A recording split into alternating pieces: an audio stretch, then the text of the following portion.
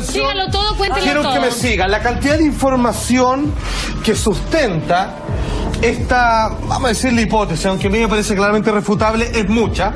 Pero quiero partir agradeciendo al señor Ruperto Ordóñez, quien me hizo llegar este DVD, Verdades Bíblicas Reveladas, que se hace cargo en un discurso de más de 2 horas, un pastor en particular, revela a partir de libros específicos del Antiguo y el Nuevo Testamento que logran concordar entre sí. Son como piezas de un todo que hay que ir avanzando en ciertos textos muy específicos que hablan respecto de la segunda venida de Cristo y, más importante aún quizás para estar atentos nosotros como seres humanos normales, sobre su opositor, sobre el anticristo. ¿Quién sería? Y por primera vez quede para adentro, ¿qué significa realmente el 666? Hoy día lo vamos a entender. Mucha atención, porque todo esto parte con el profeta Daniel. Ustedes saben que Daniel, y junto con el gran Nabucodonosor, tuvo un sueño visionario de cómo iban a ser los grandes reinos de ahí en el futuro hasta el fin de los tiempos. Y eso fue representado por la siguiente figura. Vale decir, toda la historia de los reinos del hombre, incluido el hombre que se antepone al poder de Dios y a Cristo en específico, iba a estar en esa figura. Mucha atención. Tenía obviamente esa cabeza de oro que representa al imperio babilónico, que obviamente detentó su poder entre el 605 y el año 539 a.C. Luego las partes de plata, como pueden ver ya más hacia abajo, es el imperio medo-persa. Bronce también, que es parte de la cintura de ese traje. Esto fue visto en un sueño profético. Esa figura fue visto con esa forma y Daniel fue el que le explicó al rey Nabucodonosor qué significaba y que ni más ni menos cómo iban a ir surgiendo los distintos reinos hasta que finalmente la llegada de Cristo, representado por un metal. Exactamente. Y aquí viene lo curioso, qué bueno que dijiste eso, porque el imperio romano, que es el último, que es por esas piernas, que está hecho con un material de hierro, fue del año 168 al 476 después de Cristo. Pero hay algo particular en esa figura. Está hecho de puros metales. Pero los pies son 10 dedos de metal, al igual que las piernas, ¿cierto? De hierro, los 10 dedos de los pies, pero los pies en sí son de barro. Los dedos son de metal y los pies son de barro. Frente a esa pregunta, Daniel le explicó y le dio a entender. Los 10 dedos de hierro son los 10 reinos en los que se va a disgregar el imperio romano, que obviamente mandó a matar a Jesús sin ir más lejos, y obviamente el barro, que es un elemento extraño que está metido entre todos estos metales, representa a la iglesia y que va a surgir de esos poderes fácticos. Vayan siguiéndome hasta ahí, porque esta es la primera imagen que nos va a comenzar a dar las claves de cómo va a ir funcionando esto. Mucha atención, porque aquí viene lo complicado, porque Daniel, aquí es porque ustedes saben que en el Apocalipsis se habla de bestias, ¿cierto? Vi surgir el mar, la bestia, y siempre se habla que tienen 10 cuernos, 10 dedos de metal también. Los 10, ¿saben por qué es constante? Porque eso tiene un hecho histórico, porque lo que está diciendo ahí, que el anticristo va a nacer después del imperio romano. Y cuando nosotros sabemos que históricamente, ¿saben qué? El imperio romano se dividió después de la caída de Roma, de todos los emperadores, en 10 naciones, que son las que conforman la Confederación Europea. Obviamente, por ejemplo, los lombardos son los italianos, los alemanes son los alemanes, ¿cierto? Los anglosajones, los ingleses, los francos, los franceses, exactamente. Antes era el Imperio Romano y se dividió en 10 naciones que son las principales de Europa, y obviamente eso representan los 10 dedos de metal nacidos de las piernas del Imperio Romano dividido, pero entre medio va a haber algo muy preocupante, que es ese barro que representa a la iglesia. Mucha atención, porque él habla de cuernos en las bestias, que además, como estos 10 dedos, son las 10 naciones, y de entre ellos, aquí es donde se refiere el anticristo. ¿Sabe cómo le llama Daniel? El cuerno pequeño que van a ser entre estos 10 cuernos de la bestia principal. Pero vamos atendiendo. La Biblia dice, este video lo explica, y por fin yo lo tengo claro, y al no dudarlo, esta es la explicación a partir del profeta Daniel y sumando el Apocalipsis, quién es el anticristo y qué significa el 666. Daniel dice, hay 12 claves, 12 pistas para distinguir quién es indudablemente el anticristo. Nosotros hoy día vamos a presentar 6 porque las otras, digamos, son casi una amplificación de la misma. Primero, tiene que ser un poder romano. De todas maneras, obviamente tiene que ser como parte de los 10 dedos, ¿cierto? O los 10 cuernos de la bestia, que se le llama que es el cuerno pequeño. El anticristo tiene que nacer dentro de estos 10, ¿ok? Por otra parte, lo que dice Daniel específicamente, tomado de la cita de la Biblia, en Daniel 7:24 dice, y de los 10 cuernos, que es semejante al ídolo con sus 10 dedos de fierro, de este reino son 10 reyes que se levantarán, pero otro se levantará después de ellos, después de que estén estas 10 divisiones del Imperio Romano, Francia, Inglaterra, todo lo demás, va a haber uno después de ellos. Ese es el anticristo. Primera pista, primera de 6. Él será diferente de las anteriores. Hay bronce, oro, metal, hierro, y de repente aparece esta cuestión de barro, que eso no tiene nada que ver. Seguimos diciendo, será diferente de los anteriores, y atención, y subyugará a 3 de los 10 reinos anteriores. ¿Saben qué? Aquí viene algo raro. Se supone que ese cuerno, hay 10 cuernos que representan la subdivisión del Imperio Romano, y sale este cuerno pequeño, que es la primera pista para identificar al anticristo. Dicen que cuando ese cuerno pequeño nazca entre medio de estos 10 reinos, Inglaterra, Francia, Alemania, etcétera, etcétera, va a hacer desaparecer a 3 de estos reinos. Pues bien, fíjense que históricamente desaparecieron los ostrogodos, los éruros y los vándalos. Obviamente de estos reinos no hay descendencia. Los franceses, los alemanes, ¿cierto? Siguen existiendo ahí, pero estas 3 no siguieron existiendo y fueron una de las 10 divisiones del Imperio Romano. ¿Me van siguiendo? Desaparecen para ellos. Desaparecen porque hubo alguien que las hizo desaparecer, y ya nos vamos acercando a quién es este anticristo. O sea, Imperio Romano, emperadores, César, todo lo demás está contra Cristo. De repente, cuando el Imperio Romano cae, se dividen estos 10 países que hoy día son los países europeos que todos conocemos. En algún momento eran 10, y hasta que apareció uno. Apareció uno de repente y hizo desaparecer a 3 de los 10, que son los ostrogodos, digamos los éruros, los vándalos, ¿ok? Un país pequeño. Exacto, un país pequeño. Vamos hasta ahí. Esa es la primera pista. Segunda pista, son 12, nos vamos a hacer cargo de 2. Esto tiene que ocurrir cuando surge este cuerno pequeño después del año 476. Tiene que necesariamente suceder después del año 466 porque el Imperio Romano tiene que estar dividido en 10 partes, ¿ok? De hecho, el último emperador romano se llamó Rómulo Augusto, y ahí es cuando cae en la Roma, se dividen estos 10 países. Entonces ya tenemos una pista que el anticristo o su representación tiene que ser después del año 476, ¿ok? La tercera pista dice ahí, tiene que haber arrancado de raíz los 3 reyes de los 10 reinos en los que se dividió Roma, que es lo que les contaba. Daniel, ¿qué es lo que dice?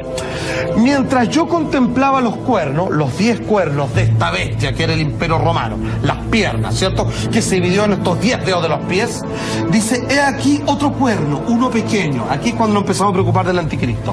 Surgió entre ellos, y 3 de los primeros cuernos fueron arrancados de él. Lo que les contaba, cuando surgió este pueblo, nación, reinado, rey, que es el anticristo, sacó a estos 3, digamos, que eran parte de los 10.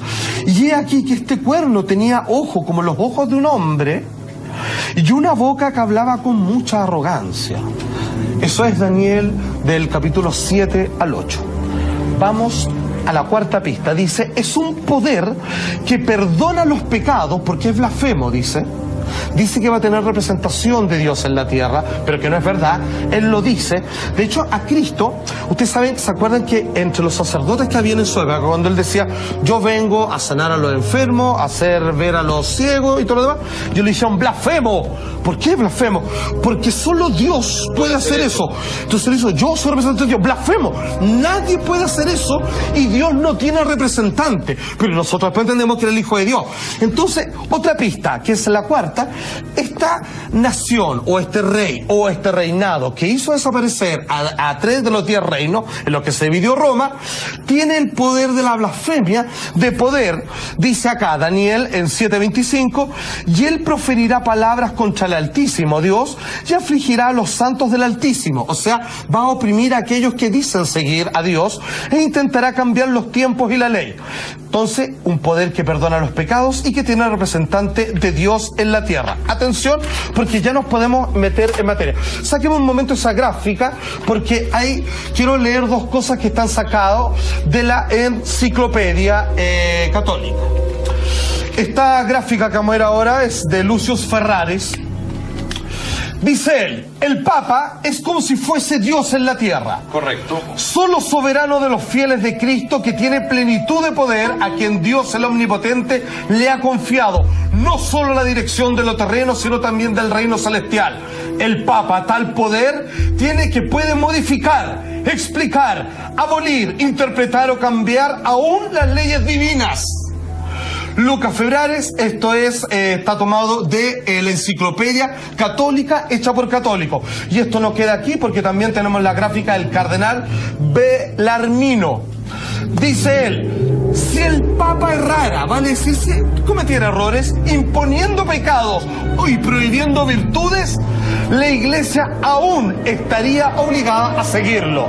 Cardenal Bellarmino, esto también está en el libro de los Vicarios de Cristo. De hecho, existe la infalibilidad del Papa. Correcto. Vuelvo a Daniel, lo que él dice, intentará cambiar los tiempos y perseguirá a los santos del Altísimo, que algunos lo asocian con la Santa Inquisición, porque obviamente cuando otras religiones cristianas, como de tipo, como jesuitas, digamos, derivados, también quisieron hacer órdenes similares, pero con diferencias de la católica, fueron perseguidos y muchos de ellos quemados. Hoy, una pregunta. Todavía estamos en el pasado, o sea, estamos hablando, ¿hay posibilidad de que este anticristo esté ahora, por estos días, venga, llegue? ¿Cómo sabemos? Ya voy a ir para allá. Okay. Vamos a la pista número 5. Dice, obviamente, que tiene que ser un poder político y religioso. Mira, eran todos en la figura de metales, pero esto, que obviamente está metido entre los 10 dedos de hierro, que son los reinos de lo que se dividió Roma, fíjate que tiene esto que es algo raro, es una mezcla rara entre que es una religión y un poder político, ¿ok? Entonces, el Vaticano. Exactamente. Entonces, ¿qué es lo que pasa? Es diferente a los reinos que hubo antes, que eran solamente reinos políticos. Esto, como dice acá, es una amalgama de hierro Roma, como está representado en las piernas de la figura que vio el rey Nabucodonosor y que le pidió al profeta Daniel que le interpretara ese sueño que Dios le hizo tener, y barro que es la iglesia. O sea, algo que es un rey religioso, que es un poder religioso y político al mismo tiempo. Y la sexta, mucha atención, es un poder que tiene un número misterioso. Acá nos saltamos porque habla, ¿cierto? Daniel también habla de bestia, habla de los 10 cuernos, ¿cierto? Habla también de los 10 dedos de hierro, y al final de la bestia que sale del mar, se habla de esta bestia con 10 cuernos, que dice que es herida de muerte, pero que se salva y que reina 1260 años. Que cuando tú sumas, desde que cuando se creó el Vaticano, hasta ahora, digamos, es precisamente el tiempo que ha surgido. Y aquí viene lo maravilloso. ¿Está perfecto? Calza perfecto. Entonces, aquí vienen los heavy. Por favor, tírame la gráfica del Apocalipsis, que todo el mundo conoce, porque según los estudios que se han hecho, es realmente abismante lo que parece ser el descubrimiento del 666. Dice, el que tiene entendimiento que cuente el número de la bestia, pues su número es número de hombre, y su número es 666. Eso está en Apocalipsis, capítulo 13, ¿cierto? Al 8. Atención, porque aquí vienen los heavy. Dice más adelante en el Apocalipsis que no solo es un número de hombre, sino que tiene que estar basado en algo que se desprendió de este imperio romano, este cuerno pequeño. Ya todos entendemos que cuando nacen todas estas naciones, Inglaterra, Alemania y todo lo demás, nace algo que es una mezcla entre religión y Estado, que es el Vaticano, ¿cierto? Sí. Ok. Luego, lo que entendemos es que ese cuerno pequeño, digamos, en algún momento persiguió a quienes, según sus creencias, decían seguir a Dios, ¿cierto? Porque no tenían las mismas creencias, fueron muchos condenados, quemados, etcétera. Hasta Juan de Arco, que ayudó digamos, a triunfar, digamos, ni siquiera fue la excepción. No importa. Sigamos adelante. En algún momento, dicen que a partir del número de la bestia, que es 666, está implícito en el nombre que está escrito en el idioma de la descendencia romana. Eso es lo que dice ahí. Eso es un número que está oculto en el nombre que está basado en el idioma romano original, de donde salió este cuerno pequeño que ya entendemos que es el Vaticano. ¿Ok? Mucha atención, porque fíjate que la gráfica, ¿saben cuál es el nombre de potestad del Papa? O sea, ¿cuál es el nombre así como la jineta? Así como coronel mayor, general, no sé qué. Es esto, por favor. Es Vicaris Filii Dei, que significa, se lo podemos poner, por favor, vicario del Hijo de Dios. Vale decir, un representante de Dios en la tierra. ¿Y esta ecuación matemática qué es? La ecuación matemática es que dijeron que si que uno sabe leer el número de la bestia, de hecho, el texto, vuelvo a repetir, el que tiene entendimiento, o sea, el que sabe, el que sabe, digamos, y puede ver, digamos, y sabe leer entre líneas, dice que cuenta el número de la bestia, pues número de hombre, y su número 666, pues el nombre que está escrito basado en estos reinados. Claro, entonces el 5 es la B es un 5, claro, y todas aquellas letras que no tengan una representación en la tabla numerológica de los romanos, está contabilizado como 0. Si tú sumas todo, que es el verdadero nombre oficial del rol papal, que es vicario del Hijo de Dios, suma 666. Finalmente, el mensaje vicario del Hijo de Dios aparecería en la tiara papal, que hay una foto, por favor, que si lo podemos ver, que es de este como gorrito o corona que usa el Papa, y la tiara es una mitra alta con 3 coronas de origen bizantino y persa, que obviamente es casi, como dicen los textos de Daniel, como la representación de dónde salieron todos estos reinos. La palabra que acabamos de ver está escrita en esa corona.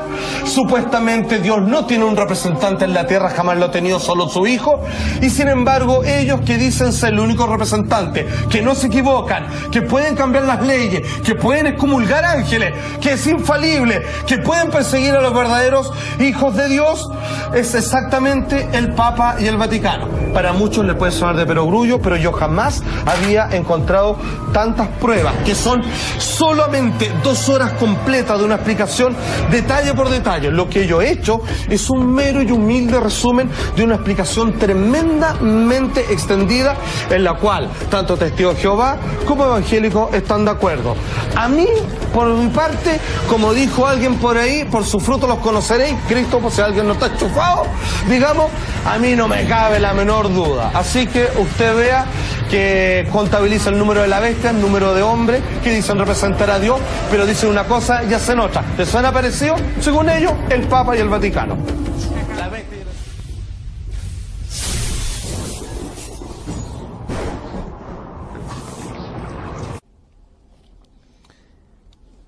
Si el sábado es el día del Señor, ¿quién tuvo la osadía de cambiar el sábado por el domingo? ¿Por qué la grande mayoría de las iglesias en el mundo hoy guardan el domingo como el día del Señor? El argumento es que porque Jesús resucitó el domingo.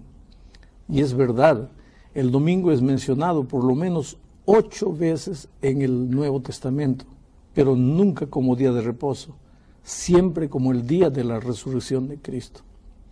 Yo quisiera encontrar en la Biblia un versículo que diga: porque Jesús resucitó el domingo, ahora el domingo pasa a ser el día santo y el sábado ya no es más.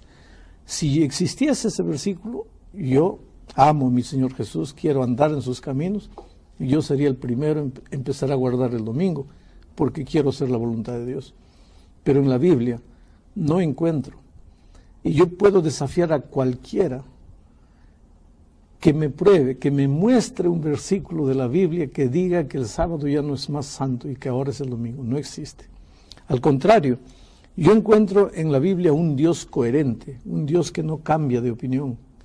En el Salmo 89, versículo 34 dice: no olvidaré mi pacto, ni mudaré lo que ha salido de mis labios. No cambiaré lo que ha salido de mis labios. Si he dicho que es sábado, siempre será sábado. En Isaías, capítulo 40, versículo 8, encontramos otro versículo interesante. Sécase la hierba, marchítase la flor, mas la palabra de Dios nuestro permanece para siempre. La palabra de Dios permanece para siempre. En Dios no existe mudanza ni sombra de variación. Dios es el mismo ayer, hoy y por los siglos. Su palabra no cambia. El sábado es el cuarto mandamiento de la ley moral. La mayoría de los cristianos creemos que 9 de esos mandamientos no han cambiado. Matar continúa siendo pecado, robar continúa siendo pecado, adorar falsos dioses continúa siendo pecado, mentir continúa siendo pecado. El único mandamiento que los cristianos creen que ha cambiado es el cuarto mandamiento. El cuarto ya no vale, el sábado ya no es santo, ahora es el domingo. Y Santiago es tremendo cuando dice que si nosotros guardamos 10, pero rompemos uno, ya somos responsables por los otros 10. Quiere decir, no depende del hombre. Ahora, hay una profecía en Daniel que nos anunciaba que en algún momento de la historia aparecería un poder que intentaría cambiar el sábado. Está en Daniel capítulo 7, versículo 25. Dice, está describiendo aquí a un poder religioso, simbolizado por el cuerno. Un poder religioso. En un momento de la historia aparecería un poder religioso que hablará palabras contra el Altísimo y a los santos del Altísimo quebrantará y pensará en cambiar los tiempos y la ley y serán entregados en su mano hasta tiempo y tiempos y medio de un tiempo. Este poder religioso aparecería en algún momento de la historia intentando hacerse pasar por Dios, tomando el lugar de Dios, haciéndose adorar como Dios, colocándose como representante de Dios en esta tierra y intentando cambiar los tiempos y la ley. Este es el poder que en realidad cambió la observancia del sábado al domingo. ¿Y cómo podemos probar bíblicamente o con los hechos o con argumentos que fue el hombre el que cambió y no Dios? Que fue este poder religioso que está mencionando aquí Daniel 7:25. Exacto. Es fácil. Es solo tomar catecismos católicos, libros escritos por autoridades de la Iglesia Católica, donde ellos abiertamente declaran que quien cambió el día de reposo fue la Iglesia Católica. Te voy a leer. Mira, yo tengo aquí un libro con muchas declaraciones interesantes. Ahora tú puedes ir a cualquier biblioteca consigue un catecismo católico, cualquier libro de la Iglesia Católica que habla sobre el sábado, el domingo, vas a encontrar. Te voy a leer solo dos citas. Una, declaración del obispo Lucio Ferraris en una revista llamada Pronta Biblioteca. Dice así: el Papa tiene tan grande autoridad y poder que él le puede modificar, explicar o interpretar inclusive las leyes divinas. El Papa puede modificar una ley divina visto que su poder no proviene de hombres, sino de Dios. Y él actúa como representante de Dios en la tierra. Mira lo que dice un obispo católico. El Papa tiene autoridad para hacer esto. Pero aquí hay otra. Esto, en cualquier catecismo puedes encontrar esta declaración. La Iglesia Católica dice así, en su catecismo, porque no sé si ustedes conocen el catecismo, es pregunta-respuesta, pregunta-respuesta. Entonces la pregunta dice, ¿cuál es el día de descanso? La respuesta dice, el día de descanso es el sábado.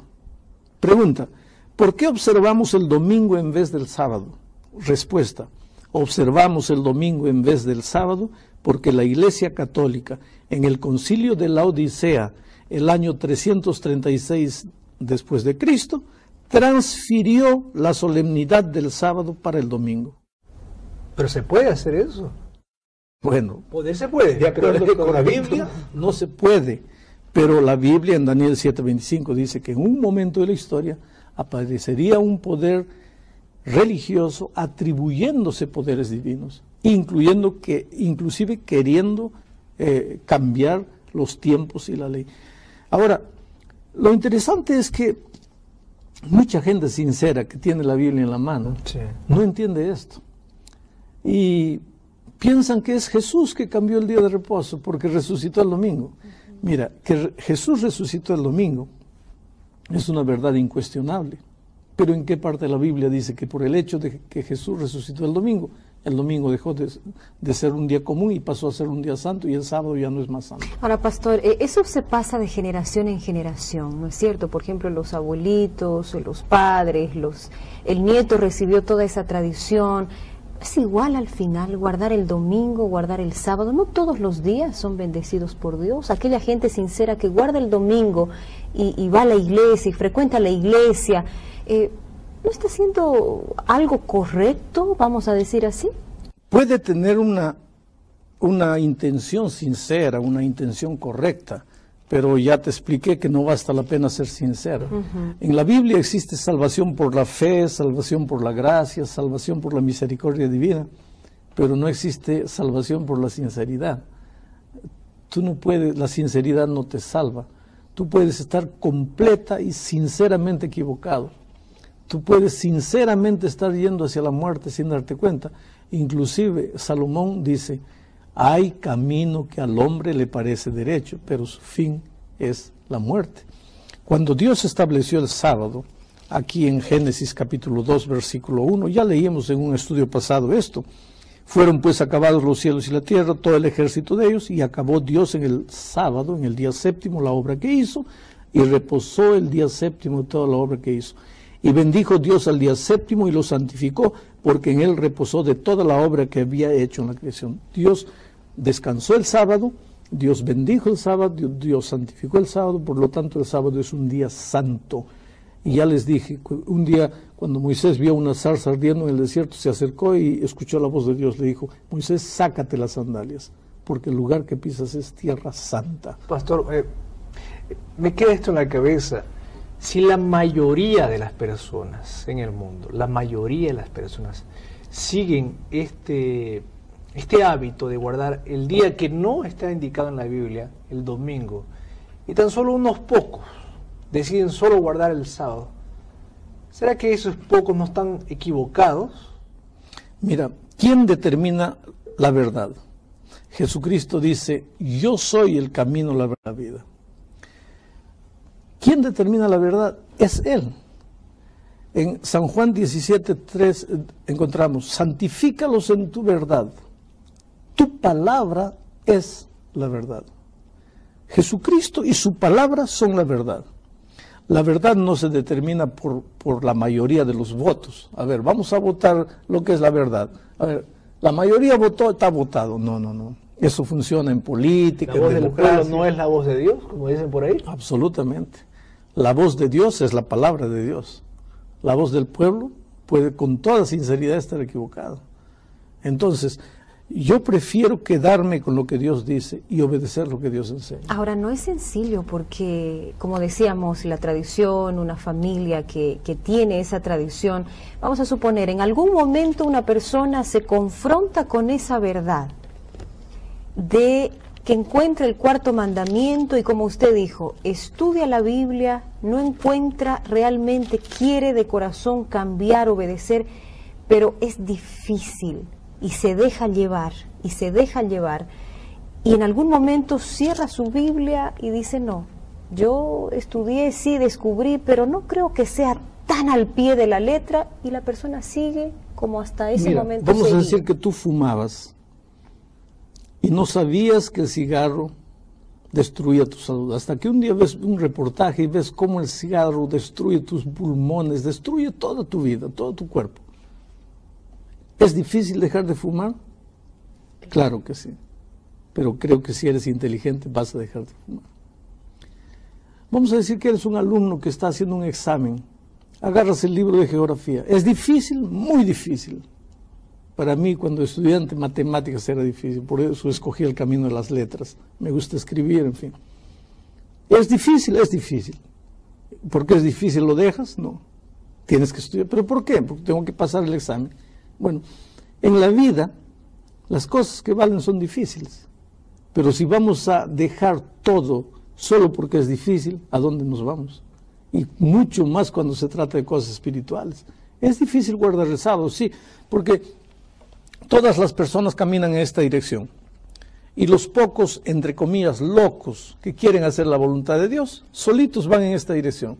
Quiere decir, andamos en la contramano de la vida, porque la vida está programada para trabajar de domingo o de lunes a sábado. Y los adventistas el sábado quieren parar cuando todo el mundo está trabajando. ¿Cuántos tienen que perder el empleo? No pueden entrar a la universidad, no pueden hacer examen. Es inaudito, pero es el camino de Dios. Y Dios dice, mira, es menester obedecer a Dios antes que a los hombres. ¿Y por qué fue cambiado el domingo? Podría haber sido al lunes, al martes, al miércoles. ¿Por qué esos seres humanos decidieron cambiar al domingo? Yo creo que la gran disculpa es la resurrección de Cristo. Si quisiesen pasar el sábado para el lunes, no tendría mucho sentido. Inclusive el domingo, querido, es un día interesante porque aquí en Deuteronomio, en Levítico, nosotros encontramos, no tengo el texto aquí, no lo voy a leer, pero ya en los tiempos de Moisés había muchos adoradores del sol. En realidad, mucha gente que con toda sinceridad quiere adorar a Jesús en el día domingo, está adorando al sol, porque inclusive en inglés la palabra domingo es Sunday, día del sol. Tradicionalmente en todos los pueblos el sábado fue día del sol. ¿Sabes cómo entró el sábado a la iglesia cristiana? Al principio, el domingo a la iglesia cristiana. Al principio, el pueblo de Israel, los judíos, estaban dominados por los romanos. Y un día los judíos se sublevaron, quisieron libertarse del poder romano. Y entonces los ejércitos romanos fueron mandados para Jerusalén. Pero los soldados preguntaron, ¿y en Jerusalén hay griegos, hay sirios, hay coptos, hay judíos? ¿Cómo sabemos quién es quién? Y la orden fue, todo aquel que guarde el sábado, ese es judío. Entonces pueden agarrar preso a todos los que guarden sábado. Solo que los cristianos también guardaban el sábado. Entonces un día los cristianos se reunieron allá por el año 55 y dijeron así, mira, estamos siendo confundidos por causa del sábado. Dios va a entender, podríamos comenzar a guardar el domingo tal vez. Ya ahí comenzaron los primeros vestigios de la guarda del domingo, para no ser confundidos con los judíos.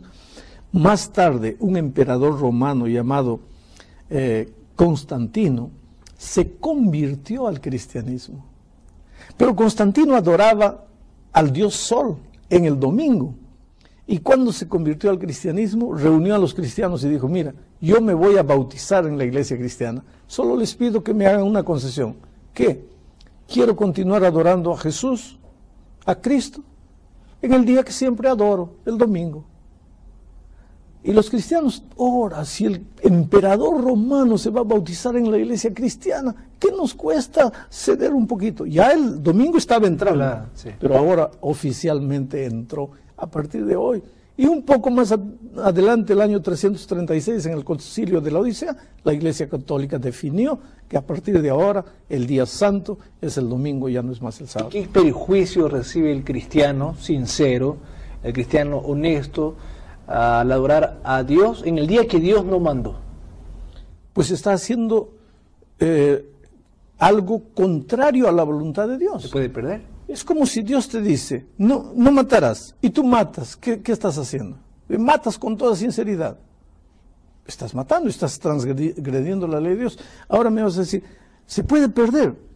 No se va a perder porque quebró los mandamientos. Sí. Se va a perder porque no quiso obedecer a Jesús, por su rebeldía contra Jesús. Sí, también es un punto muy importante en la vida del cristiano, poder seguir lo que Dios manda en su palabra. Exactamente, porque la salvación no es solamente recibir el perdón, la salvación es aprender a caminar en la vida de un salvado, en la vida de obediencia, en la vida de sujeción a los caminos de Dios. Pastor, la Biblia nos indica que en los últimos tiempos este cuarto mandamiento va a tener un papel fundamental, va a tener un papel específico.